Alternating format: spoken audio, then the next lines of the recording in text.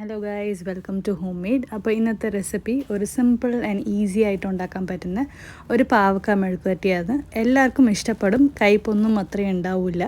അപ്പോൾ ആദ്യമായിട്ട് പാവക്കയുടെ തൊലി ഒന്ന് ചെത്തിക്കളയാം. എല്ലാം കംപ്ലീറ്റ് ആയിട്ട് ചെത്തണ്ട, ലൈക്ക് കുറച്ച് എക്സസ് ആയിട്ടുള്ളത് മാത്രം. പിന്നെ അത് കട്ട് ചെയ്തിട്ട് ആ വൈറ്റ് കളർ ആ കയ്പുള്ള പോർഷനൊക്കെ ഒന്ന് റിമൂവ് ചെയ്ത് കളയാം. പിന്നെ ഈ കയ്പൊന്ന് മാറ്റി കിട്ടാൻ വേണ്ടിയിട്ട് പാവക്ക ഉപ്പ് വെള്ളത്തിൽ ഇട്ട് വെക്കുക. ഒരു 10 മിനിറ്റ് ഇട്ട് വെച്ചാൽ മതി. അപ്പോൾ ആ കയ്പ് രസം ഒന്ന് കുറഞ്ഞു കിട്ടും. അതിന് ശേഷം ഇങ്ങനെ സ്ലൈസ് ചെയ്തിട്ട് പിന്നെ നമുക്ക് മെഴുക്കുവരട്ടിയാക്കി എടുക്കാം. അപ്പോൾ ഇനി പാവക്ക മെഴുക്കുവരട്ടി ഉണ്ടാക്കാൻ വേണ്ടിയിട്ട് അരിഞ്ഞു വെച്ച പാവയ്ക്കയിൽ ഉപ്പ്, മഞ്ഞൾപ്പൊടി, മുളക് പൊടി, കുറച്ച് വെളിച്ചെണ്ണ, പച്ചമുളക്, വേപ്പില, അപ്പോൾ ഇതെല്ലാം കൂടി ഇട്ടിട്ട് നല്ലപോലെ ഇളക്കി ശകലം വെള്ളം കൂടി ഒഴിച്ച് അടച്ച് വെച്ചിട്ട് നല്ലപോലെ വേവിക്കാം.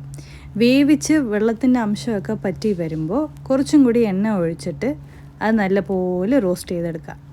പാവക്ക മെഴുക്കുവരട്ടി എപ്പം വെളിച്ചെണ്ണയിൽ ഉണ്ടാക്കുമ്പോഴാണ് അതിൻ്റെതായിട്ട് ടേസ്റ്റ് ഉണ്ടാവുള്ളൂ. അപ്പോൾ പാവക്ക അത്യാവശ്യം ഒന്ന് റോസ്റ്റായി വന്നതിന് ശേഷം കുറച്ച് സവോളയും കുറച്ച് വേപ്പിലയും കൂടി ഇട്ടാൽ നമ്മുടെ അടിപൊളി പാവക്ക റോസ്റ്റ് റെഡിയാണ്.